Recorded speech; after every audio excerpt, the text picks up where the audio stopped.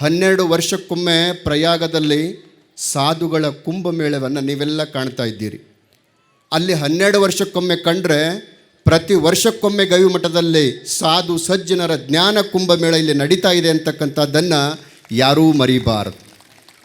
ವರ್ಷನೂ ಕುಂಭಮೇಳವನ್ನು ನಾವಿಲ್ಲಿ ಕಾಣ್ತೇವೆ. ಎಷ್ಟು ವರ್ಷಗಳಿಂದ ಜಾತ್ರೆಯನ್ನು ನೋಡ್ತಾನೆ ಹೊರಟಿದ್ದೇವೆ. ಪ್ರತಿ ವರ್ಷವೂ ಕೂಡ ಹೀಗೆ ಬದಲಾವಣೆ ಆಗ್ತಾನೇ ಹೊರಟಿದೆ. ಅಂಥ ಅಪರೂಪದ ಜಾತ್ರೆ ಅದು ಮಕರ ಸಂಕ್ರಮಣದ ನಂತರ ಬಂದಿರತಕ್ಕಂಥದ್ದು. ಒಂದು ಕಡೆ ಹೊರಗಿನ ಕತ್ತಲೆ ಕಳೆಯುವ ಸೂರ್ಯ ದಕ್ಷಿಣದಿಂದ ಉತ್ತರಕ್ಕೆ ಬಂದರೆ, ಒಳಗಿನ ಕತ್ತಲೆ ಕಳೆಯುವ ಗವಿಸಿದ್ಧನೆಂಬ ಸೂರ್ಯ ಹೃದಯದ ಹತ್ತಿರಕ್ಕೆ ಅಂತಕ್ಕಂಥದ್ದು ನೀವೆಲ್ಲ ನೆನಪಿಟ್ಕೋಬೇಕು. ಭಾಳ ಅಪರೂಪದ ಸಮಾರಂಭ ಅಂತ ಹೇಳ್ಬೋದು. ಅಳಿಮನದ ಕಳೆಯನ್ನು ಅರಿವಿನ ತಿರುಳನ್ನು ತಿಳಿಯಲಿಕ್ಕೆ ನಿಮ್ಮೆಲ್ಲರ ನಡೆ ಕೈಲಾಸ ಮಂಟಪಕ್ಕೆ ಬಂದಿದೆ. ಅದು ನಮ್ಮ ಸೌಭಾಗ್ಯ ಅಂತಕ್ಕಂಥದ್ದನ್ನು ಈ ಸಂದರ್ಭದಲ್ಲಿ ನೆನಪಿಸ್ತಾ, ಕೊಪ್ಪಳ ಗವಿಸಿದ್ದೇಶ್ವರರ ಜಾತ್ರಾ ಮಹೋತ್ಸವ ಶ್ರೀಮಠ ಕೆಲಸ ಮಾಡ್ತಿದೆ ಅಂತಕ್ಕಂಥದ್ದನ್ನು ನೀವೆಲ್ಲ ಕಂಡಿದ್ದೀರಿ. ಒಂದು ಕಡೆ ಅನ್ನವನ್ನು, ಅಕ್ಷರವನ್ನು, ಅರಿವನ್ನು, ಆರೋಗ್ಯವನ್ನು, ಅಧ್ಯಾತ್ಮವನ್ನು, ಇದೆಲ್ಲದರ ನಂತರ ಕೊನೆಯದಾಗಿ ಪರಮಪೂಜ್ಯರ ಸತ್ಯ ಸಂಕಲ್ಪ ಎಂಥದ್ದು? ದಾಸೋಹ. ಎಲ್ಲರಿಗೂ ಪ್ರಸಾದ ಮುಟ್ಟಬೇಕು, ಪ್ರಸಾದ ತೆಗೆದುಕೊಳ್ಬೇಕು. ತಾವು ಪ್ರಸಾದ ಯಾವಾಗ ಮಾಡ್ತಾರೆ ಗೊತ್ತಿಲ್ಲ. ಬೆಳಗ್ಗೆ ಹೋದವರು ಒಮ್ಮೆ ಮಧ್ಯಾಹ್ನ ಬರ್ತಾರೆ. ಆದರೆ ಎಲ್ಲ ಭಕ್ತರ ಪ್ರಸಾದ ಮಾತ್ರ ಸಮಯಕ್ಕಾಗಬೇಕು ಅಂತಕ್ಕಂಥ ಪರಮ ಪೂಜ್ಯರು ಗವಿಸಿದ್ಧ ಮಹಾಸ್ವಾಮಿಗಳವರು. ಇದು ನಿಜವಾಗಲೂ ಪವಿತ್ರವಾಗಿರ್ತಕ್ಕಂಥ ಪುಣ್ಯ ಕ್ಷೇತ್ರ ಗವಿಮಠ. ಒಂದು ಮಾತನ್ನು ಹೇಳ್ತಾರೆ, ಶ್ರೀಮಠಕ್ಕೆ 1000 ವರ್ಷಗಳ 1000 ಇತಿಹಾಸ ಇದೆ ಅಂತ. 1000 ವರ್ಷದ 1000 ಇತಿಹಾಸವಿದೆ ಅಂತ ಪುಣ್ಯಕ್ಷೇತ್ರ ಕೊಪ್ಪಳದ ಗವಿಸಿದ್ದೇಶ್ವರ ಮಠ. ಶ್ರೀಮಠದಲ್ಲಿ ಅಂಬಲಿ ಪ್ರಸಾದದಿಂದ ಅಸಾಧ್ಯವಾದದ್ದು ಕೂಡ ಸಾಧ್ಯವಾಗ್ತದೆ. ನಿಷ್ಠೆ ಹೊಂದಿದ್ದರೆ ಕುಷ್ಠರೋಗವು ಹೋಗುವುದು ಎಂಬುದು ಪವಾಡವಾಗಿರದೆ ಹೈದರಾಬಾದ್ ನಿಜಾಮನ ವಾಸ್ತವಿಕ ಸತ್ಯಾಂಶಕ್ಕೆ ಕೈಗನ್ನಡಿಯಾಗಿದೆ. ನೀವೆಲ್ಲ ಈ ಕೈಲಾಸ ಮಂಟಪದಲ್ಲಿ ಕೂತಿದ್ದೀರಿ. ನಿಜವಾಗಲೂ ಇದು ಕೈಲಾಸ. ಅಜ್ಜನ ಜಾತ್ರೆ ಅಂತಕ್ಕಂಥದ್ದು ಮತ್ತೆ ಎಲ್ಲಿಯೂ ಕೇಳಿಲ್ಲ. ನೀವು ಕೇಳಿರೇನೆಲ್ಲರೇ? ಅದು ಎಲ್ಲಿ ಕೇಳ್ತೀರಿ? ಎಲ್ಲಿ? ಜೋರಾಗಿ ಬರಲ್ಲ ಒಂದಿಷ್ಟು. ಕೊಪ್ಪಳದ ಗವಿಸಿದ್ದೇಶ್ವರ ಮಠದಲ್ಲಿ ಇಂಥ ಭವ್ಯವಾದ ಜಾತ್ರೆ ನಡಿಬೇಕಾದ್ರೆ ಅದಕ್ಕೆ ಆಧಾರ ಸ್ತಂಭ ಯಾರು? ಶ್ರೀಮಠದ ಶಿವಯೋಗಿಗಳವರ ತಪಸ್ಸಿನ ಶಕ್ತಿ, ಇನ್ನೊಂದು ಎಲ್ಲ ಭಕ್ತರ ಭಕ್ತಿ ಅಂತಕ್ಕಂಥದ್ದು ನಾವೆಲ್ಲ ಅರ್ಥ ಮಾಡ್ಕೊಳ್ಬೇಕು. ಅಜ್ಜನ ಜಾತ್ರೆಯಲ್ಲಿ ಕಂಡು ಬರ್ತಕ್ಕಂಥ ಅಪಾರವಾಗಿರ್ತಕ್ಕಂಥ ಜನಸ್ತೋಮವೇ ಭಕ್ತಿ, ಶ್ರದ್ಧೆ, ನಂಬಿಕೆಗಳ ಮೇಲೆ ನಿಂತಿದೆ ಅಂತಕ್ಕಂಥದ್ದು. ಅಂಥ ಜಾತ್ರಾ ಮಹೋತ್ಸವ ಇವತ್ತು ಪ್ರಾರಂಭಗೊಂಡದೆ.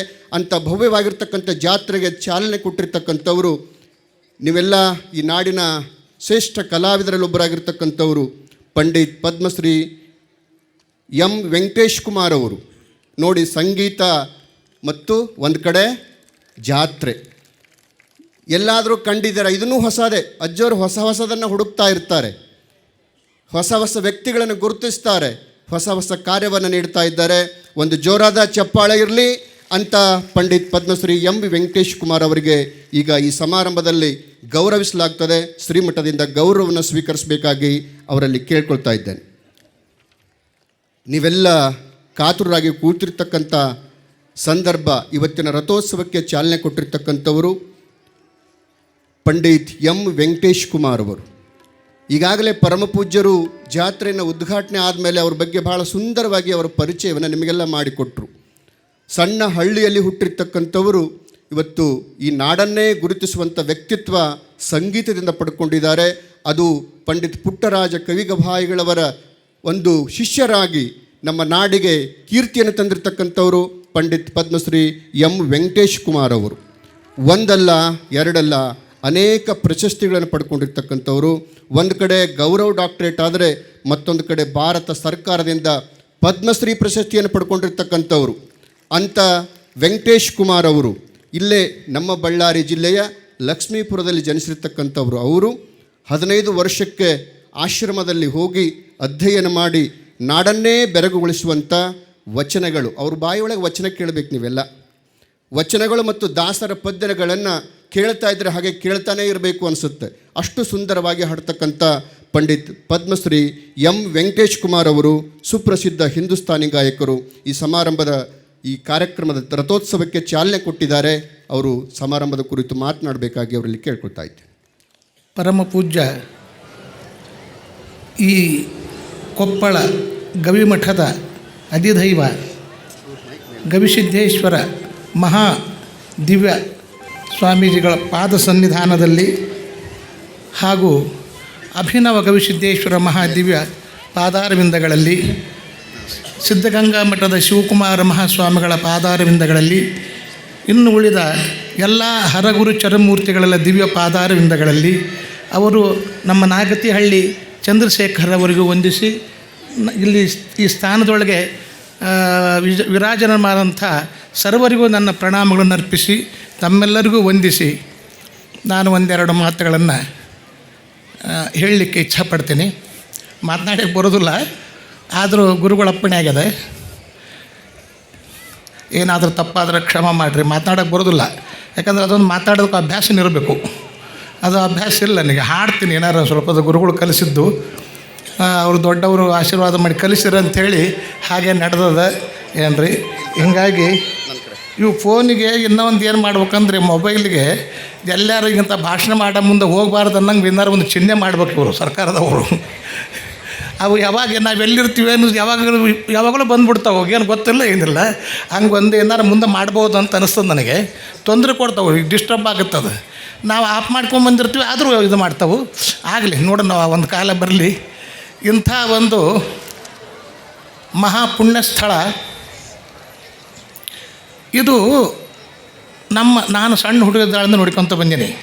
ಮಠ ಗವಿಸಿದ್ದೇಶ್ವರ ಮಠ ಸಣ್ಣ ಹುಡುಗಿದ್ದಾಳಿಂದ ನಾನು ನಡ್ಕೊತ ಬಂದೀನಿ. ಆಗಿನ ಮಠನೇ ಬೇರೆ, ಈಗಿನ ವಾತಾವರಣವೇ ಬೇರೆ.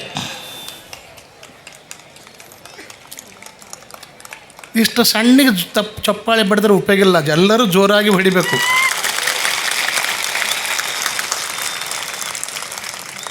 ಯಾಕಂದರೆ ರೈತರು ಎರಡೆತ್ತು ಮಾಡಿರ್ತಾರೆ ಮನೆಯೊಳಗೆ. ರೈತರಿಗೆ ಎರಡು ಎತ್ತಿರ್ತವೆ. ಆ ಎತ್ತಿಗೆ ಒಂದು ರಾಮ ಒಂದು ಲಕ್ಷ್ಮಣ ಅಂತ ಹೆಸರಿಟ್ಟಿರ್ತಾನೆ ರೈತ. ಅವ ರೈತ ರಮ ಅಂದ್ಕೂಡಲೇ ಅದು ಮುಂದೆ ಹಿಂಗಂತ ಹಿಂಗೆ ಜಾಡಿಸಿ ಹೋಗ್ತಿರ್ತದೆ. ಹಂಗೆ ಹುರುಪು ಮಾತನಾಡಲಿಕ್ಕೆ ಮತ್ತು ಒಳ್ಳೆಯ ಕೆಲಸ ಮಾಡಿದವರಿಗೆ, ಒಳ್ಳೆಯ ಕೆಲಸವನ್ನು ಮಾಡಿದವರಿಗೆ ಬಸವಣ್ಣ ಏನು ಹೇಳ್ತಾನೆ, ನಿನಗೇನು ಕೊಡಲಿಕ್ಕಾಗದಿದ್ದರೂ ಒಂದು ಒಳ್ಳೆಯ ನುಡಿಯನ್ನು ನುಡಿಲಿಕ್ಕಾಗದೇನೋ ಅಂತಾರೆ. ನಾವು ಅಪ್ಪುಗಳಿಗೇನು ಕೊಡೋಕ್ಕಾಗೋದಿಲ್ಲ ನಮಗೆ. ಈ ಕಾರ್ಯ ಮಾಡಿದಲ್ಲಿ ನಾವೇನು ಕೊಟ್ಟೆವು, ನಮ್ಮ ಕೈಲಿ ಏನಾಗ್ತದೆ ಕೊಡಬೇಕು. ಆದರೆ ಒಂದು ಒಳ್ಳೆಯ ಮಾತು ಏನು ಕೊಡಲಿಕ್ಕಾಗೋದಿಲ್ಲಪ್ಪ.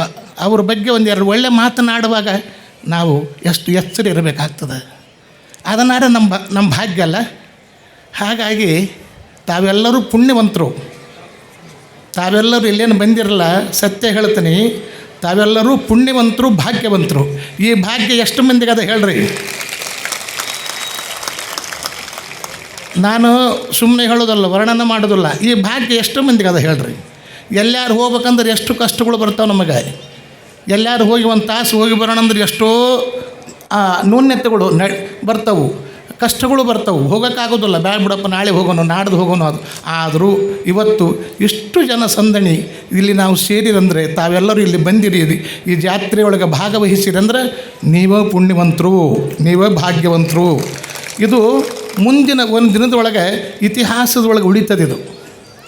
ಇದು ಇತಿಹಾಸದೊಳಗೆ ಉಳಿತಕ್ಕಂಥ ದಿನಗಳು ಇವು. ಅವರು ಅಭಿನವ ನಮ್ಮ ಗವಿಸಿದ್ದೇಶ್ವರ ಶ್ರೀಗಳು ಇಲ್ಲಿ ಮಠಕ್ಕೆ ಬಂದ ಮೇಲೆ ಎಷ್ಟು ಬದಲಾವಣೆಗೊಂಡವು ನನಗನ್ನಿಸ್ತದೆ. ನನಗೇನು ಮಾತಾಡೋಕ್ಕೆ ಬರೋದಿಲ್ಲ, ಆದರೆ ನನ್ನ ಅನಿಸಿಕೆ ಹೇಳ್ತೀನಿ. ಇಲ್ಲಿ ಏನಾಗ್ಯದಪ್ಪ ಅಂದ್ರೆ, ಬಸವಣ್ಣ ಏನಂತಾನ, ಇವನಾರವ ಇವನಾರವ ಇವನಾರವ ಎಂದೆನಿಸದಿರಯ್ಯ, ಇವ ನಮ್ಮವ ಇವ ನಮ್ಮವ ಇವ ನಮ್ಮವ ಎಂದೆನಿಸಯ್ಯ, ಇವ ನಮ್ಮ ಮನೆಯ ಮಗನೆಂದೆನಿಸಯ್ಯ ಕೂಡಲ ಸಂಗಮ ದೇವ. ಹಂಗೇ ನಡ್ಕೊತ ಬಂದಾರ ಅಪ್ಪುಗಳು, ಹಂಗೆ ನಡ್ಕೊತ ಬಂದಾರ. ಆದರೆ ಅದನ್ನು ಯಾರಿಗೂ ತೋರಿಸ್ಕೊಟ್ಟಿಲ್ಲ, ತೋರಿಸಿಕೊಡೋದೂ ಇಲ್ಲ ಅವ್ರಿಗೆ. ಮತ್ತು ತೋರಿಸ್ಕೊಟ್ಟು ಅದರಿಂದ ಬರ್ತಕ್ಕಂಥದ್ದು ಅವ್ರಿಗೇನೂ ಬೇಡ. ಅವರೇ ಸ್ವಾಮಿಗಳು. ವಿರಕ್ತರಂತಾರೆ ಯಾರಿಗಂತಾರೆ? ಇಂಥವ್ರಿಗೆ ವಿರಕ್ತರನ್ನೋದು. ವೆಂಕಟೇಶ್ ಕುಮಾರ್ನ ಇವತ್ತು ಈ ಜಾತ್ರೆದ ಉದ್ಘಾಟನಾ ಕಾರ್ಯಕ್ರಮಕ್ಕೆ ಕರೆದರು. ಏನು ನನ್ನಿಂದ ಏನದವರಿಗೆ, ನಾನೇನು ಕೊಟ್ಟೀನಿ ಸ್ವಲ್ಪ ವಿಚಾರ ಮಾಡಿ. ಹಾಗೆ ನನ್ನ ಹಾಗೆ ಎಷ್ಟೋ ಮಂದಿ ವಿಜ್ಞಾನಿಗಳನ್ನು, ಸಾಹಿತಿಗಳನ್ನು, ಸಮಾಜಕ್ಕೆ ಸೇವೆ ಮಾಡಿದವರನ್ನು ಅವರಿಗೆ ಗೊತ್ತಿರೋದಿಲ್ಲ ಅದು. ಅಂಥವ್ರನ್ನ ಎಲ್ಲೋ ಗೊತ್ತು ಹಿಡಿದು ಅವ್ರನ್ನ ಇಲ್ಲಿ ಆಮಂತ್ರಿಸಿ ಅವ್ರನ್ನ ಇಲ್ಲಿ ಸಮಾಜಮುಖಿಯಾಗಿ ತೋರಿಸ್ತಾರೆ. ಇದು ಅವರ ದೊಡ್ಡ ಗುಣ ಅಲ್ಲದ ಮತ್ತೇನು ಬೇರೆ ಏನದ ಹೇಳಿ. ನನ್ನಂತನ ಒಬ್ಬ ಹಳ್ಳಿಯಾಗ ಹುಟ್ಟಿದವ ನಾನು. ಆಶ್ರಮ ಸೇರಿದೆ. ಗವಾಯಿಗಳ ಅಪ್ಪಗಳು ಹೇಳ್ಯಾರಾಗಲೇ, ಸೇರಿದಾಗ ನಮಗೆ ಗುರುಗಳು ಕಾಣಿಕೆ ಕೊಡೋ ಸತಿ ದುಡ್ಡಿದ್ದಿಲ್ಲ, ಭಾಳ ಬಡತನ. 5 ಎಕರೆ ಹೊಲ 600 ರೂಪಾಯಿಗೆ 3 ವರ್ಷ ಮುಂಗೋರಿ ಬರ್ಕೊಟ್ಟು ಬಂದು ಆಶ್ರಮ ಸೇರಿದವ ನಾನು. ನಮ್ಮಪ್ಪ ನಮ್ಮ ತಾಯಿಯವರು ಕರ್ಕೊಂಬಂದು ಆಶ್ರಮ ಸೇರಿಸಿದ್ರು. ನಮ್ಮ ಸೋದರ ಮಾವ ಬೆಳಗಲ್ಲ ವೀರಣ್ಣ, ಅವರು ಬಹಳ ದೊಡ್ಡ ರಂಗನಾಟಕ ಕಲಾವಿದರು, ಅವರು ಬಹಳ ದೊಡ್ಡ ಹೆಸರು ಅವ್ರದ್ದು. ಅವರು ಸಿಡಿಗಿನಮಳ್ಳಿ ಚಂದ್ರಣ್ಣವ್ರ ಶಿಷ್ಯರು. ನಮ್ಮಪ್ಪನು ದೊಡ್ಡಾಟ ಕಲಿಸ್ತಿದ್ದ ಆಗಿನ ಕಾಲದೊಳಗೆ. ಆ ದೊಡ್ಡಾಟದ ಮಾಸ್ತರ್ ನಮ್ಮಪ್ಪ. ಆದರೆ ಆ ದಂಧೆಯೊಳಗೆ ಏನು ಜೀವನ ಸಾಗಲಿಲ್ಲ, ಭಾಳ ಕಷ್ಟ ಆಯಿತು. ನಮ್ಮವ್ವ ಒಳ್ಳೆ ಮನತನದಿಂದ ಬಂದಾಕಿ, ಒಳ್ಳೆ ಮನತನದಿಂದ ಬಂದಾಕಿ. ಅದು ನಮ್ಮ ತಂದೆಯವ್ರು ನೋಡಿ ನೋಡಿ ನೋಡಿ ಅವರು ಕಷ್ಟಪಡ್ತಕ್ಕಂಥ ಸಂದರ್ಭಗಳು ನೋಡಿ, ನಿನ್ನ ದಂಧೆ ನಿನಗೇ ಇರಲಿ, ಮಕ್ಕಳಿಗೆ ಕಲಿಸ್ಬೇಡ ಅಂದ್ಲು. ನಿನ್ನ ವೃತ್ತಿ ನಿನಗೇ ಇರಲಪ್ಪ, ಮಕ್ಕಳಿಗೆ ಇದನ್ನು ಕಲ್ಸಕ್ಕೆ ಹೋಗಬೇಡ, ಸಾಕು ಅಂದರೆ ನೀನು ನೋಡಿ ಸಾಕಾಗೈತಿ, ಏನಾರು ಒಂದು ಮುಂದಿನ ಜೀವನ ಅವನಿಗೆ ದಾರಿ ತೋರಿಸು. ಆವಾಗ ನಮ್ಮ ಮಾವಿಗೆ ಕರೆದರು. ನಮ್ಮ ಮಾವು ಬಂದ. ನಮ್ಮ ಮಾವು ಹೇಳಿದ್ಲು, ನೋಡಪ್ಪ ಇವನಿಗೊಬ್ಬನಿಗಾರ ಎಲ್ಲಾರು ಒಂದು ಚಲೋ ವಿದ್ಯಾವಂತನ ಮಾಡ್ತಕ್ಕಂಥ ಜಾಗಕ್ಕೆ ಸೇರಿಸು ಅಂತ. ಆಗ ನಮ್ಮ ಮಾವ ಸಂಗೀತ ಕಲಿಸ್ಬೇಕನ್ನೋ ಇಚ್ಛೆ ಅವರಿಗೆ. ಮದಿರಿ ಮರಿಸ್ವಾಮಿ, ಆಮೇಲೆ ಸಿರಿಗೇರಿ ನಾಗನಗೌಡ ಅಂಥೇಳಿ ಆಗಿನ ಕಾಲ ಒಳ್ಳೆಯ ಹಾರ್ಮೋನಿಯಂ ಕಲಾವಿದರು, ಅವರು ನಾಟಕ ಕಲಾವಿದರು, ಭಾಳ ದೊಡ್ಡ ಪ್ರಸಿದ್ಧ ಕಲಾವಿದರು ಅವಾಗ ಆಗಿನ ಕಾಲಕ್ಕೆ. ನಾವು ಸಣ್ಣ ಹುಡುಗರಿದ್ದಾಗ ನಮ್ಮ ಮಾವನ ಗೆಳೆಯರವರು. ಅವ್ರನ್ನ ಕರ್ಕೊಂಡು ನಮ್ಮ ತಾಯಿ ತಂದೆ ನಮ್ಮ ಮಾವ ಇಬ್ಬರನ್ನ ಕರ್ಕೊಂಡು ಆಶ್ರಮಕ್ಕೆ ಬಂದು ಸೇರಿಸಿದರು. ಆ ಪ್ರಕರಣ ಗುರುಗಳು ಹೇಳ್ಯಾರ. ಆಮೇಲೆ ಈಗ ನನಗೆ ಆಶ್ರಮದಾಗ ಸಂಗೀತ ಅಭ್ಯಾಸ ಮಾಡಿದೆ. ಆಮೇಲೆ 23 ವರ್ಷಕ್ಕೇ ಮದುವೆ ಮಾಡಿಬಿಟ್ರು ನಮಗೆ. ನಮ್ಮಪ್ಪ ಬಳೆ 23 ವರ್ಷಕ್ಕೆ ಮದುವೆ ಆಗಿಬಿಡ್ತು ನಮ್ಮದು. ನೌಕರಿ ಇದ್ದಿಲ್ಲ ನನಗೆ. ಜೀವನ ಹೆಂಗೆ ಮಾಡಬೇಕು? ಸಂಗೀತದ ಮೇಲೆ ಮನೆತನ ನಡೆಸ್ಬೇಕಂದ್ರೆ ಆಗ್ತದನ್ನು. ಅವಾಗ ಆಗ್ತಿದ್ದಲ್ಲ, ಈಗ ಆಗ್ಬೋದು, ಅವಾಗ ಆಗ್ತಿದ್ದಿಲ್ಲ, ಭಾಳ ಕಷ್ಟ ಇತ್ತು. ಅವಾಗೇನು ಮಾಡ್ತಿದ್ರು, ಶ್ರಾವಣ, ಕಾರ್ತೀಕ, ಆಮೇಲೆ ನಮ್ಮ ದಸರಾ, ಈ ಕಾರ್ಯಕ್ರಮದೊಳಗೆ ಪುರಾಣಕ್ಕೆ ಹಾಡಕ್ಕೆ ಹೋಗ್ತಿದ್ದೆ ನಾನು. ಪುರಾಣಕ್ಕೆ ಹಾಡಕ್ಕೆ ಹೋಗ್ತಿದ್ದೆ. ಅವಾಗ ಎಷ್ಟು ಬರೋದು ರೊಕ್ಕ 400 ಅಂದ್ರೆ 500 ಅಂದ್ರೆ ಭಾಳ ಆಗ್ಬಿಡ್ತು. ಎಷ್ಟು ಇದನ್ನು ತೊಗೊಂಡು ಬಂದು ನಾವು ಮನೆ ತನಂತರ ಜೀವನ ನಡೆಸೋದು ಹೇಗೆ ಹೇಳ್ರಿ? ಇಷ್ಟು ಕಷ್ಟಪಟ್ಟೆ. ಅದು ಹೇಳಬಾರ್ದು ಅದನ್ನು. ಒಮ್ಮೆ ಗುರುಗಳ ಹತ್ರ ಹೋದೆ, ಗದಗಿನ ವಿಜಯ ಕಲಾಮಂದಿರಕ್ಕೆ ಬಂದಿದ್ದೆ. ಎಲ್ಲ ತಿರುಗಿ ನಮಸ್ಕಾರ ಮಾಡೋಕ್ಕೆ ಹೋದೆ. ಗುರುಗಳು ಹೆಂಗಿದೀಪ ಅಂದರು. ನನಗೆ ಬಹಳ ಸಂಕಟ ಆಯ್ತು. ಏನು ಬಿಡ್ರಿ ಬುದ್ಧಿ, ನಾನು ಈ ಸಂಗೀತ ಕಲಿಯಲಾರ್ದ ಹಮಾಲ್ಯಾರೇ ಮಾಡಿದ್ರೆ ಬೇಸಿರ್ತಿದ್ನೇನೋ ಅಂದೆ. ಸತ್ಯ ಹೇಳ್ತೀನಿ, ಎಂದೂ ಮಾತಾಡೋವಲ್ಲ ನಾನು ಅವ್ರ ಹತ್ರ, ಗುರುಗಳ ಹತ್ರ. ಸಂಗೀತ ಕಲಿಯೋ ಬದಲಿ ಹಮಾಲ್ಯಾರ ಮಾಡಿದರೆ ಭಾಳ ಚಲೋ ಇರ್ತಿದ್ನೇನೋ ಅಂತಂದೆ. ಅವ್ರಿಗೆ ಕಣ್ಣಾಗ ನೀರು ಬಂದು ಅವರಿಗೆ. ಹಂಗ್ಯಾಕೆ ಮಾತಾಡ್ತೀವೋ, ನಿನಗೆ ಒಳ್ಳೇದಾಕತಿ, ಏನಾಗೋದಿಲ್ಲ, ಸುಮ್ಮನಿರು, ನಿನಗೆ ನೌಕರಿ ಸಿಗುತ್ತಂದರು. ಅಂದರೆ ಅವ್ರು ಎಷ್ಟು ದೊಡ್ಡವರು ನೋಡ್ರಿ. ಏನಾಗೋದಿಲ್ಲ, ಸುಮ್ಮನಿರು, ನಿನಗೆ ನೌಕರಿ ಸಿಗುತ್ತಂದ್ರು. ನೌಕರಿ ಸಿಗುತ್ತಂತ ಹೇಳಿದ 6 ತಿಂಗಳೊಳಗೆ ನನಗೆ ನೌಕರಿ ಸಿಕ್ತು ಧಾರವಾಡಕ್ಕೆ. ಇವು ಎಲ್ಲವನ್ನು ನಾವು ಮುಂದಿನ ವಿದ್ಯಾರ್ಥಿಗಳಿಗೆ ಇವು ಬಹಳ ದಾರಿದೀಪ, ನಾವು ತಿಳ್ಕೊಬೇಕು ಇವನ್ನೆಲ್ಲ. ಅಂದರೆ ಗುರುಗಳು ಒಬ್ಬ ಶಿಷ್ಯನ ಮೇಲೆ ನಜರಿಟ್ಟಾರಂದ್ರೆ ಅವ ಏನಾಗ್ತಾನೆ ಅನ್ನೋದಕ್ಕೆ ನಾನೇ ಒಂದು ಕಾರಣ. ಅವ್ರ ನಜರು ನಮ್ಮ ಮೇಲೆ ಬಿದ್ದಿದ್ದಕ್ಕೆ ಏನಾಗೇನಪ್ಪ, ಇವತ್ತು ನೌಕರಿ ಸಿಕ್ತು. ಆಮೇಲೆ ಮೊದಲು ಹೈಸ್ಕೂಲ್ ನೌಕರಿ ಸಿಕ್ತು, ಆ ನಂತರ ಯೂನಿವರ್ಸಿಟಿ ಕಾಲೇಜ್ ನೌಕರಿ ಸಿಕ್ತು. ತಿಂಗಳ 2 ಲಕ್ಷ ರೂಪಾಯಿ ಸಂಬಳ ತೊಗೊಂಡೆ. ಅಂದರೆ ಏನೂ ಇಲ್ಲದ ನನಗೆ ಎಲ್ಲವನ್ನೂ ಕರುಣಿಸಿದರು ಗುರುಗಳು. ಅದಕ್ಕಿಂತಲೂ ಹೆಚ್ಚಿನ ಇನ್ನೂ ಒಂದು ಏನಪ್ಪ ಅಂದರೆ, ಇವತ್ತು ನಾನು ಇಲ್ಲಿ ಹೇಳಬೇಕಾಗ್ತದೆ ಪ್ರಸಂಗ, ನಾನು ಎಲ್ಲ ಕಡೆ ಹೇಳೋದಿಲ್ಲ. ಇವತ್ತು ಶಾಸ್ತ್ರೀಯ ಸಂಗೀತದೊಳಗೆ ಹಿಂದೂಸ್ತಾನದೊಳಗೆ ದೊಡ್ಡ ದೊಡ್ಡ ಇವತ್ತಿನ ಸಂಗೀತಗಾರರೊಳಗೆ ಪ್ರಥಮದೊಳಗೆ ಕೇಳಿ ಬರೋದ ನನ್ನ ಹೆಸರು. ಅಹಂಕಾರದಿಂದ ಹೇಳೋದಿಲ್ಲ, ನನಗದು ಬೇಕಾಗೂ ಇಲ್ಲ, ನನಗದು ಬೇಕಾಗಿಲ್ಲ, ಎಲ್ಲಿ ಹೇಳೋಕ್ಕೂ ಹೋಗೋದಿಲ್ಲ. ನಾನು ಈ ಸ್ಥಾನದೊಳಗೆ ಹೇಳಬೇಕಾಗ್ತದೆ ಹೇಳಿದ್ದೀನಿ. ಹಿಂದೂಸ್ತಾನದೊಳಗೆ 3 ದಿನ ಸಂಗೀತ ಸಮ್ಮೇಳನ ನಡೀತಾ ಬಂದರೆ ಮೊದಲನೇದು ವೆಂಕಟೇಶ್ ಕುಮಾರ್ ದೇಖೋ ಉನ್ಕೋ ಬುಲಾವ್, ವೆಂಕಟೇಶ್ ಕುಮಾರ್ ನೈ ಅವ್ರು ದೂಸರಂಕೋ ದೇಖೋ ಅಂತ ಮೊದಲು. ಇದು ಯಾರ ಕಾರಣ? ಇದು ಗುರುಗಳ ಕೃಪಾ ಆಶೀರ್ವಾದ ಕಾರಣ. ನಾನು ಆಶ್ರಮದ ಕಲಿಯಲಾರ್ದ ಆ ಕಷ್ಟಕ್ಕೆ ಭಾಳ ಕಷ್ಟವಾಗ ಬೆಳಗ್ಗೆ 4 ಗಂಟೆಗೆ ಹೇಳ್ಬೇಕು, 3 ಬೆಲ್ಲ ಆಗ್ತಿತ್ತು 5 ನಿಮಿಷದೊಳಗೆ. ನಾ 3 ಬೆಲ್ಲ ಆಗೋದ್ರೊಳಗೆ ಅಲ್ಲಿ ಪ್ರಾರ್ಥನೆಗೆ ಹಾಜರಾಗಬೇಕು 4 ಗಂಟೆಗೆ ಎದ್ದು. ಅವತ್ತು ಏನಾರು ಹಾಜರಿ ಆಗಲಿಲ್ಲ ನಾವಂದರೆ ಅವತ್ತು ಇಡೀ ದಿನ ಪ್ರಸಾದ ಇಲ್ಲ.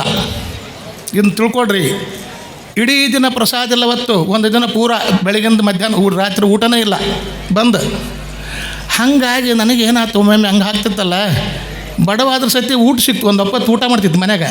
ಹಿಂಗಾದ ಕೂಡಲೇ ನಾನು ಕಲೀಲಾರ್ದ ಬಿಟ್ಟು ಹೇಳಾರ್ದ ಬಿಟ್ಟು ಹಂಗೆ ಹೋಗ್ಬಿಡ್ತಿದ್ದೆ. ಒಮ್ಮೊಮ್ಮೆ ನಮ್ಮ ಅವ್ಗೆ ಅಪ್ಪಿಲ್ಲ, ಆರಾಮಿಲ್ಲ, ನಮ್ಮ ಅಪ್ಪಗೆ ಆರಾಮಿಲ್ಲ ಅಂತೇಳಿ ಏನಾರು ಸುಳ್ಳು ಹೇಳಿ ಗುರುಗಳ ಮುಂದೆ ಹೇಳಿ ಹೋಗೋದಾಗಲ್ಲ.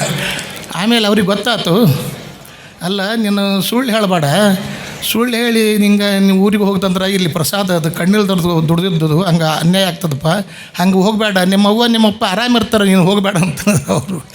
ನಿಮ್ಮವ್ವ ನಿಮ್ಮಪ್ಪ ಆರಾಮಿರ್ತಾರೋ, ಸುಳ್ಳು ಹೇಳಬೇಡ ನೀನು ಸುಮ್ಮನೆ ಆಯ್ತು ಅಂಥೇಳಿ ನಮ್ಮವ್ವ ಊರಿಗೆ ಹೋದೆ. ಒಮ್ಮೆ 3 ತಿಂಗಳಾದ್ರೂ ಬರಲೇ ಇಲ್ಲ. ನೋಡ್ರಿ ಗುರುಗಳದು ಇದು ಭಾಳ ವಿಚಿತ್ರ ಅದ. 3 ತಿಂಗಳಾದ್ರೂ ಬರಲೇ ಇಲ್ಲ. ಅಲ್ಲಿ ಒಬ್ಬ ಸೀನಿಯರ್ ಶಿಷ್ಯ ಅಗಡಿ ಪಕ್ಕೇರಿ ಸಿಗವ ಎಂತಿದ್ದರು, ಅವ್ರನ್ನ ಕರೆಸಿ ಅವರು ಆಶ್ರಮದಿಂದ ದುಡ್ಡು ತೊಗೊಂಡು ಅವ್ನಿಗೆ ಹೇಳಿದ್ರು, ಚಾರ್ಜ್ ಕೊಟ್ಟರು ನಮ್ಗೆ, ಆ ವೆಂಕಟೇಶ್ನೂರಿಗೆ ಹೋಗು ಅವನೇನು ಕರ್ಕೊಂಬ ಅಂಥೇಳಿ. 5 ಪೈಸೆ ಯಾರಿಗೂ ಕೊಡ್ತಿದ್ದಿಲ್ಲ ಆಶ್ರಮ ಬಿಟ್ಟವರು. 5 ಪೈಸೆ ಕಿಸೆದಂದು ಕೆಳಗೆ ಬಿತ್ತಂದ್ರೆ ಅರ್ಧ ತಾಸು ಅದನ್ನು ಸಿಗೋ ಬಡ್ಗೂ ಹುಡುಕ್ಸ್ತಿದ್ರು, ಬಿಡ್ತಿದ್ದಿಲ್ಲ. ಸಮಾಜದ ದುಡ್ಡು ಅಂಥೇಳಿ, ಸಮಾಜದ ದುಡ್ಡು 5 ಪೈಸೆ ಅಂತ ಏನು ತಿಳ್ಕೊಂಡು 4 ಆಣೆ ಭಕ್ತರು ಕೊಟ್ಟಿರ್ತಾರೆ, ಅದನ್ನು ಹೆಂಗೆ ಉಪಯೋಗ ಮಾಡ್ಬೇಕು ನಾವು. ಅಂಥವರು ನನಗೆ ಅವರು ದುಡ್ಡು ಕೊಟ್ಟು ನಮ್ಮೂರಿಗೆ ಕಳಿಸಿದ್ರು. ಅವರು ಬಂದ, ಅಗಡಿ ಪಕ್ಕಿರೇಶ ಬಂದು ನಮ್ಮೆಲ್ಲ ಮನೆಗಿದ್ವಿ, ಎಲ್ಲ ತಾಯಿ ತಂದೆ ಎಲ್ಲರಿದ್ದರು. ಬಂದು ಕೂಡ ಅವಾಗ ಏನು ಮಾಡಿದ್ರು, ಹಿರಿಯ ನಮ್ಗಿಂತ ಸೀನಿಯರ್, ನಮಸ್ಕಾರಪ್ಪ, ನೀನು ದೊಡ್ಡ ವೈದ್ಯ ಬಾರು, ಅಜ್ದವ್ರು ಹೇಳಿ ಕಳಿಸ್ಯಾರ ಅಂತಂದ್ರೆ. ನೀನು ದೊಡ್ಡ ವೈದ್ಯಪ್ಪ, ಅಜ್ದವ್ರು ಹೇಳಿ ಕಳಿಸ್ಯಾರ ಬಾ ಅಂದ್ರೆ ಹೆದರಿಬಿಟ್ಟು ನಮ್ಮವ್ವ ನಮ್ಮಪ್ಪ ಅಂತೂ ಕಣ್ಣ ನೀರು ಬಂದು ಅವರಿಗೆ.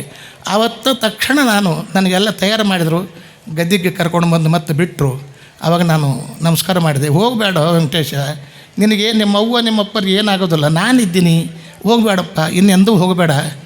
ನಿನಗೇನೋ ಒಂದು ನಾವು ಒಬ್ಬ ಸಂಗೀತಗಾರನ ಮಾಡ್ಬೇಕಂತ ನಮಗೇನೋ ಇಚ್ಛೆ ಅದ, ನೀನು ಯಾಕೆ ಹೆಂಗೆ ಮಾಡ್ತೀಯ ಅಂತಂದರು. ಅವತ್ತಿಂದ ನನಗೆ ಊರಿಗೆ ಹೋಗಲಿಕ್ಕೆ ಆಗಲಿಲ್ಲ. 1 ವರ್ಷ ಆಯ್ತು ಹೋಗಲಿಲ್ಲ. ನಾನು 3 ತಿಂಗಳಿಗೊಮ್ಮೆ ಹೋಗಿದ್ದೆ. 1 ವರ್ಷ ಆಯ್ತು ಹೋಗಲಿಲ್ಲ. ಅವರ ಕರೆದ್ರು, ನಿಮ್ಮ ಊರಿಗೆ ಹೋಗಲಿಲ್ಲಲ್ಲ, ಯಾಕೆ ಭಾಳ ದಿವಸ ಆಯ್ತು ಅಂತಿದ್ರು. ಅಂದರೆ ಗುರುಗಳು ಎಷ್ಟು ಪ್ರೀತಿ ಇದ್ದರು, ಎದಕ್ಕೆ ಪ್ರೀತಿ ಇದ್ದರು ಅವರು. ಯಾರನ್ನಾರ ಇವ್ರು ನಾಗಲಿ ಹೇಳಿದ್ನಲ್ಲ, ಇವನಾರವ ಎಂದು ನೆನೆಸದಿರ. ನಾನು ಒಂದು ಸತ್ಯ ಹೇಳ್ತೀನಿ, ಇಲ್ಲಿ ನಿಂತು ಆಶ್ರಮದೊಳಗೆ ನಾನು ಕಲಿತು ಹೊರಗೆ ಬರೋವರೆಗೂ ವೆಂಕಟೇಶ್ ಕುಮಾರ ನೀನು ಯಾವ ಜಾತಿಯವ ಅಂತ ಕೇಳಿಲ್ಲ ನಮ್ಮ ಗುರುಗಳು ನನಗೆ. ಈ ಸ್ಥಾನದೊಳಗೆ ನಿಂತು ಹೇಳ್ತೀನಿ, ಸತ್ಯ ಹೇಳ್ತೀನಿ. ಇದು ಯಾರ್ಯಾರು ಏನೋ ಹೇಳ್ತಾರೆ.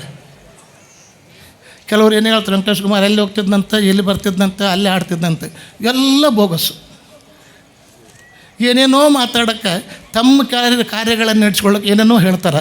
ಹೇಳಿವಲ್ಲ ಯಾಕಂತ ನಾ ಎಷ್ಟು ಮಂದಿ ಅಂತೀವಿ ನೋಡು, ಯಾಕೆ ಇದಂಗೆ ಹೇಳ್ತಿರಪ್ಪ ಅಂತ ಹೇಳ್ತಿರ್ತಾರೆ. ಆದರೆ ಅವ್ರು ಹಂಗೆ ಏನೋ ಹೇಳ್ಕೊತ ಹೊಂಟಿರ್ತಾರೆ. ಆದರೆ ಹಂಗಿಲ್ಲ, ಅದು ಗುರುಗಳ ಕೃಪಾ, ಅವ್ರ ಕೃಪಾ ಆಯ್ತು ನಮಗೆ. ಮತ್ತೊಮ್ಮೆ ಮನೆಗೆ ಹೋಗ್ಲಾರ್ದಂಗೆ ಆಯ್ತೀವಿ, ನೌಕರಿ ಸಿಕ್ತು ಏನ್ರಿ. ಆಮೇಲೆ ಹೇಳಿದ್ನಲ್ಲ, ಟಾಪ್ ಗ್ರೇಡ್ ಆರ್ಟಿಸ್ಟ್ ಆದ ನಾನು ಆಕಾಶವಾಣಿ ಒಳಗೆ. ಅವ್ರು ಹೇಳಿದ್ದರು ಗುರುಗಳು,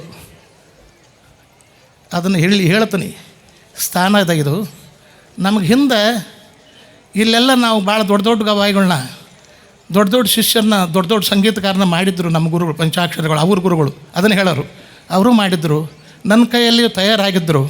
ಆದರೆ 15-20 ವರ್ಷ ಇಲ್ಲಿ ಕಲಿತು ಎಲ್ಲ ಚಲೋ ಅಭ್ಯಾಸ ಮಾಡಿ, ಆದರೆ ನಮ್ಮ ಆಶ್ರಮ ಬಿಟ್ಟು ಹೋದ್ಮೇಲೆ ಮತ್ತೊಬ್ಬರು ಶಿಷ್ಯರಾದ್ರಪ್ಪ ಅವರು. ಇದು ನಮಗೆ ಭಾಳ ದುಃಖದ ಅಂದ್ರೆ ನಮ್ಮ ಗುರುಗಳು.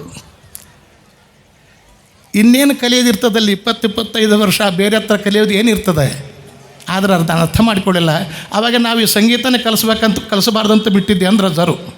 ಇವ್ರಿಗೆ ಸಂಗೀತವೇ ಕಲಿಸಬಾರ್ದು. ಯಾಕಂದರೆ ಇವರು ಮಗಳನ್ನ ನಾವು ಹೆಂಗೆ ಗಂಡನ ಮನೆ ಮಾಡಿಕೊಡ್ತೀವಲ್ಲ, ಹಾಗೆ ಇವರು ಗಂಡನ ಮನೆಗೆ ಹೋಗೋರು ತವ್ರ ಮನೆಗೆ ಇರೋರಲ್ಲ ಅಂತ. ಅದೇ ಮಾತು ಗುರುಗಳು ಹೇಳ್ತಿದ್ರು. ಅದು ಒಂದು ಒಳಗೆ ಸಂಕಟಿತ್ತು ಅವರಿಗೆ. ಇವತ್ತು ಇಲ್ಲಿ ಹೇಳ್ತಾರೆ ನೋಡ್ರಿ ಸಭಾದಾಗ ಎಲ್ಲರ ಮುಂದೆ, ಅದು ಒಂದು ಒಳಗೆ ದುಃಖ ಇತ್ತದು. ಅದನ್ನು ಅವರು ಯಾರಿಗೂ ಹೇಳಿಲ್ಲ. ಆಮೇಲೆ ಹೇಳಿದರು ಕೊನೆ ಸಾಕು, ನಮ್ಮ ವೆಂಕಟೇಶ್ವರಪ್ಪನ ತಯಾರಾದ್ನಲ್ಲ ಸಾಕು ಅಂಥೇಳಿ.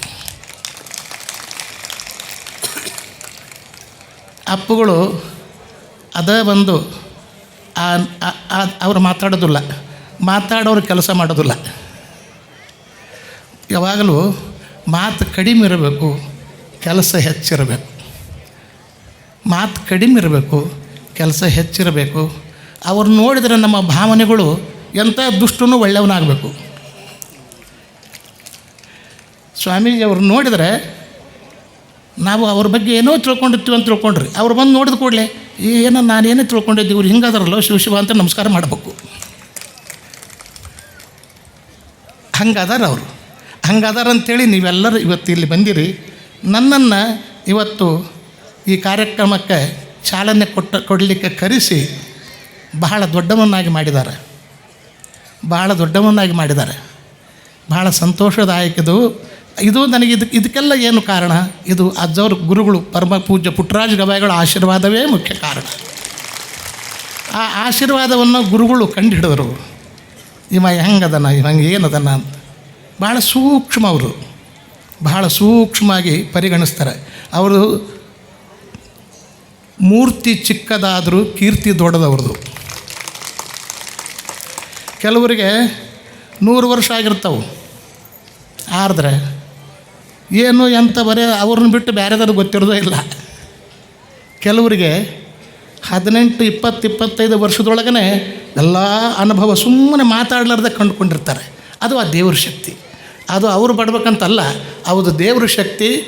ಈ ಮಠದ ಹಿಂದಿನ ಸ್ವಾಮಿಗಳು ಮಾಡಿದ ತಪೋಬಲದಿಂದ ಈ ಮಠಕ್ಕೆ ಅವರು ಆಗಿ ಬಂದಾರ ಇಲ್ಲಿ ಅಂತ ಹೇಳಲಿಕ್ಕೆ ಏನು ತಪ್ಪಿಲ್ಲ. ಬಹಳ ಕಡಿಮೆ ಅದಾವು ಈ ಥರ ಕಾರ್ಯ ಮಾಡೋ ಮಠಗಳು, ಬಹಳ ಕಡಿಮೆ ಅದಾವು. ಕೆಲವು ಸಿದ್ಧಗಂಗಾ ಮಠದ ಸ್ವಾಮಿಗಳು ಹೇಳಿದ್ರಲ್ಲ ಆಗಲೇ, ಅವ್ರದಂತೂ ಎಲ್ಲರಿಗೂ ಪ್ರಪಂಚಕ್ಕೇ ಪ್ರಸಿದ್ಧ ಅದ. ಎಲ್ಲ ಬಡ ಮಕ್ಕಳಿಗೆ ಪ್ರಸಾದ ಕೊಟ್ಟು ಕಲಿಸಿದರು. ಅಲ್ಲೆಲ್ಲ ದೊಡ್ಡ ದೊಡ್ಡ IAS IPS ಎಲ್ಲ ವಿದ್ಯಾರ್ಥಿಗಳಾಗಿ ತಯಾರು ಬಂದಾರ. ಇಲ್ಲಿ ಮುಂದೂ ಇಲ್ಲಿ ಬಡ ಮಕ್ಕಳು ಅಪ್ಪುಗಳು ಹೇಳಿದ್ರು, ಎಲ್ಲರೂ ಹೇಳಿದ್ರು ಆಗಲೇ, ಬಡ ಮಕ್ಕಳಿಗೆ ತಯಾರಾಗಬೇಕನ್ನೋ ಆಸೆ ಅದ ಅವರಿಗೆ. ಬಡ ಮಕ್ಕಳು ದೊಡ್ಡವರಾಗಬೇಕನ್ನೋ ಆಸೆ ಅದ. ಅವರಲ್ಲಿ ಏನು ಬೆಲೆ, ಈ ಮಗ ಇವ ನಮ್ಮವ ಅವರವ ಇವ ಇಲ್ಲ. ಅವರೆಲ್ಲರೂ ಒಂದೇ, ಅವ್ರ ದೃಷ್ಟಿ ಒಳಗೆ ಎಲ್ಲರೂ ಒಂದೇ. ಒಳ್ಳೆಯದನ್ನು ಕಲೀರಿ, ಒಳ್ಳೆಯದನ್ನು ನೋಡಿರಿ, ಒಳ್ಳೆಯದನ್ನು ಕೇಳ್ರಿ ಅಂತಾರೆ ಅವರು. ಅಷ್ಟೇ, ಒಳ್ಳೆಯದನ್ನು ನೋಡಿರಿ, ಒಳ್ಳೆಯದನ್ನು ಕಲೀರಿ, ಒಳ್ಳೆಯದನ್ನು ಮಾಡಿರಿ. ಆ ದೊಡ್ಡ ಗುಣ ಅವರಲ್ಲಿರೋದ್ರಿಂದ ಅವರಿಗೆ ಒಂದು ನನ್ನ ತಿಳ್ಕೊಂಡಿನ ಹಾಗೆ ಇಲ್ಲೇ ಮಕ್ಕಳು, ಬಡ ಮಕ್ಕಳು ಒಬ್ಬ ದೊಡ್ಡ ಆಫೀಸರ್ ಆಗಲಿ, ಒಬ್ಬ ದೊಡ್ಡ IAS ಜಿಲ್ಲಾಧಿಕಾರಿ ಆಗಲಿ, ಆಮೇಲೆ ಒಬ್ಬ ದೊಡ್ಡ ಇಂಜಿನಿಯರ್ ಆಗಲಿ, ಆಮೇಲೆ ಒಬ್ಬ ದೊಡ್ಡ ರಾಜಕೀಯದೊಳಗೆ ಒಬ್ಬ ಮಂತ್ರಿ ಆಗಲಿ ಅನ್ನೋದು ಆಸೆ, ಒಳ್ಳೆ ಆಸೆಗಳನ್ನು ಇಟ್ಕೊಂಡು ಅವರು ಆ ಗವಿಸಿದ್ದೇಶ್ವರ ಮೇಲೆ ಭಾರ ಹಾಕಿ ಆ ಕಾರ್ಯ ಮಾಡ್ತಾ ಬಂದರೆ, ನಾನು ಗುರುಗಳೆಲ್ಲ ಪ್ರಾರ್ಥನೆ ಮಾಡ್ತೀನಿ ಅವರಿಗೆ 101 ವರ್ಷ ಆಯುಷ್ಯ ಕೊಡಲಿ, 101 ವರ್ಷ ಆಯುಷ್ಯ ಕೊಡಲಿ. ಆ ಶಕ್ತಿ ಆ ಭಗವಂತ, ಆ ಗುರುಗಳು ಅವರಿಗೆ ದಯಪಾಲಿಸಲಿ. ನನ್ನನ್ನು ಇಲ್ಲಿ ಕರೆಸಿ ಈ ಕಾರ್ಯಕ್ರಮದೊಳಗೆ ಚಾಲನೆ ನೀಡಲಿಕ್ಕೆ ಹೇಳಿ ನನ್ನ ಕೈಯಿಂದ ಚಾಲನೆ ಮಾಡಿಸಿದ್ರಲ್ಲ, ಇವತ್ತು ನನಗೆ ನನ್ನ ಭಾಗ್ಯ, ನನ್ನ ಸುಕೃತ. ಈ ದಿನ ಎಂದೂ ಮರೆಯಲಾರದಂಥ ದಿನ ಜೀವನದೊಳಗೆ. ಏನು ರೀ, ಎಲ್ಲ ಕಡೆ ದುಡ್ಡು ಸಿಗಬಹುದು, ಹೆಸರು ಬರ್ತದೆ, ಏನೇನೋ ಆಗ್ತದೆ. ಆದರೆ ಅವು ಬೇರೆ, ಇವು ಬೇರೆ, ಅದು ಬೇರೆ, ಇದು ಬೇರೆ. ಇದು ನನ್ನ ಜೀವನದೊಳಗೆ ಎಂದೂ ಮರೆಯಲಾರದಂಥದ್ದು. ಆಗಲೇ ಹೇಳಿದ್ರು ಅಪ್ಪುಗಳು, ಕೊಪ್ಪಳದೊಳಗೆ ನನಗೂ ಕೊಪ್ಪಳಕ್ಕೆ ಬಹಳ ಸಂಬಂಧ. ಗವಿಸಿದ್ದೇಶ್ವರ ಹೈಸ್ಕೂಲದೊಳಗೇ SSLC ಮಾಡಿ ನಾನು. ನಂದು ಇಲ್ಲಿ SSLC ಗವಿಸಿದ್ದೇಶ್ವರ ಹೈಸ್ಕೂಲ್ಗೆ ಆದಾಗ ನೌಕರಿ ಸಿಕ್ತು ನನಗೆ, ಇಲ್ಲಾಂದ್ರೆ ಸಿಗ್ತಿದ್ದಿಲ್ಲ. ಅದು ಕರೆನದ. ಅದಕ್ಕೆ ಇಲ್ಲಿ ಏನೋ ಒಂದು ಅವಿನಾಭಾವ ಸಂಬಂಧ ಇದೆ. ಆ ಸಂಬಂಧ ಜೀವಮಾನ ಪರ್ಯಂತ ನನಗೆ ಹೀಗೇ ಉಳಿಸ್ಕೊಂಡು ಹೋಗೋ ಶಕ್ತಿ ಆ ಗುರುಗಳು ದಯಪಾಲಿಸಲಿ ಅಂಥೇಳಿ ಎಲ್ಲ ಪೂಜ್ಯರಲ್ಲಿ ತಮ್ಮೆಲ್ಲರಲ್ಲಿಯೂ ನಾನು ವಿನಂತಿಸಿ, ನನ್ನ ಮಾತಿನಲ್ಲಿ ಏನಾದರೂ ತಪ್ಪು ತಡೆಗಳಾಗಿದ್ದರೆ ಕ್ಷಮ ಮಾಡ್ರಿ ಅಂಥೇಳಿ 2 ಮಾತು ಮುಗಿಸ್ತೀನಿ. ನಮಸ್ಕಾರ.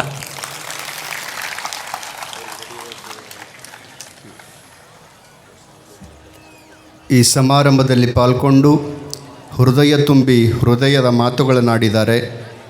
ಆಗೊಮ್ಮೆ ಈಗೊಮ್ಮೆ ಯಾರೋ ಉದಾರ ಚರಿತರು ನಮ್ಮ ನಡುವೆ ಬರುತ್ತಾರೆ.